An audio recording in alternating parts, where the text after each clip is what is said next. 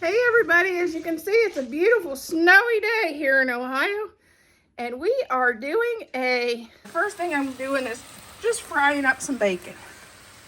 I'm not gonna you won't have to watch the whole process, but that's what we're starting with. And if you don't have a pan like this, you can use a skillet to do it the same way. The recipe calls for 4 slices of bacon. So the rest of the bacon I'm going to just leave for breakfast tomorrow. Okay, I just ran 3 small onions. I mean, they were tiny. They were probably that big through my chopper. And now it says 4 medium potatoes. And these are tiny too, so I don't know. I'm kind of doing a double batch, so I'm looking to do at least 8 medium-sized potatoes, and these definitely aren't medium-sized.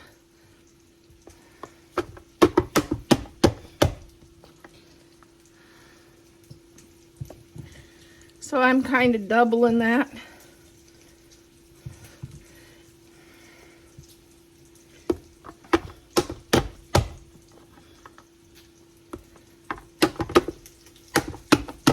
Here's our crock pot. We're going to start off by adding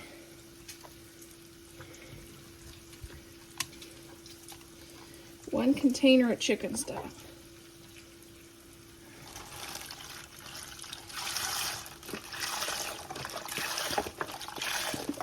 Okay, I'm going to add 3 cans of corn. You could add a bag of frozen if you have frozen instead.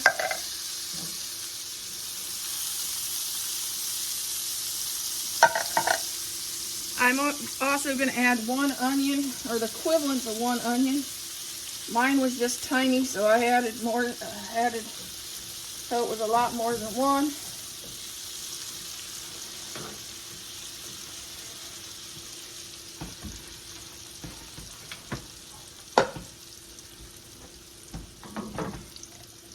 And our 4 potatoes. The reason I like to fry mine is it gets that bacon grease into these vegetables and makes it taste so much better. And I just got stuff everywhere. Okay, we're frying this until our onions gets to be translucent, and then I'll put this over in the crock pot. And like I said, it gets the flavor of that bacon grease into our potatoes and onions and corn, and it really helps to flavor your soup a lot. While we're doing that, we're going to add a couple things to our vegetables.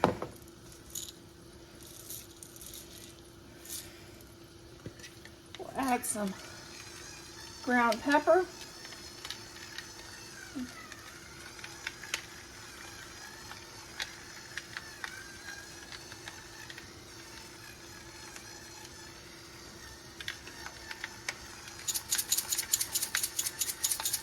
Which I use the pepper that's multicolored, red, white, and black pepper. The red gives it, I think, a little bit more spice.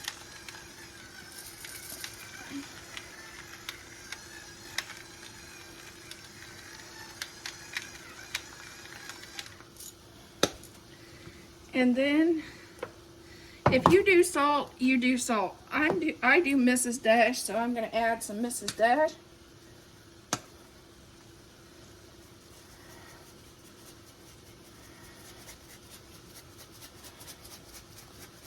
I do the garlic and herb Mrs. Dash, so that's what we're going to add.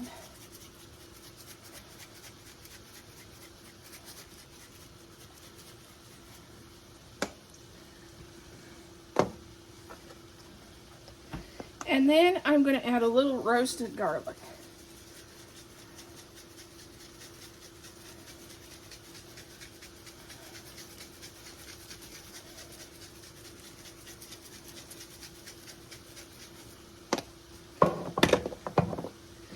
way all of our vegetables will be nice and flavored for our soup. And I'll be back when I get my onions translucent. Okay, this is our chicken broth that we put in earlier. And this is our vegetables that we fried in our bacon grease. Now we're going to add 4 pieces of bacon. You can save a little bit if you want to add it for topping on the soup. But the guys I'm feeding doesn't care about if their soup's garnished. They just want to eat it. 2 cups of milk.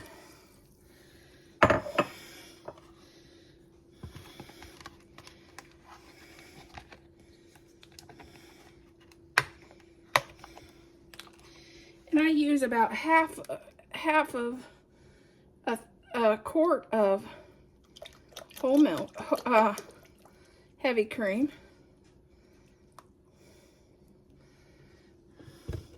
If you would like, you can add a shredded carrot to this.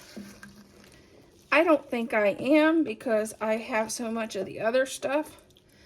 But as you know, my husband does like his soup kind of bulky. He likes his soup a little bit bulky. I'm going to add 3 tablespoons of butter. I'm going to let this cook for about an hour. And then we're going to come back to this.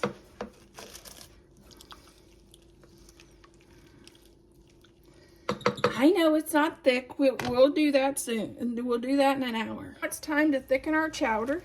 It's starting to look really good. It's been an hour. You can use any flavor of instant mashed potatoes. This is how I thicken my chowders, whether it be corn chowder, clam chowder. This is how I thicken it. I do 1 pack of instant mashed potatoes. I learned this trick on vacation in Salem, Massachusetts, and a street vendor was selling clam chowder and corn chowder at a farmer's market.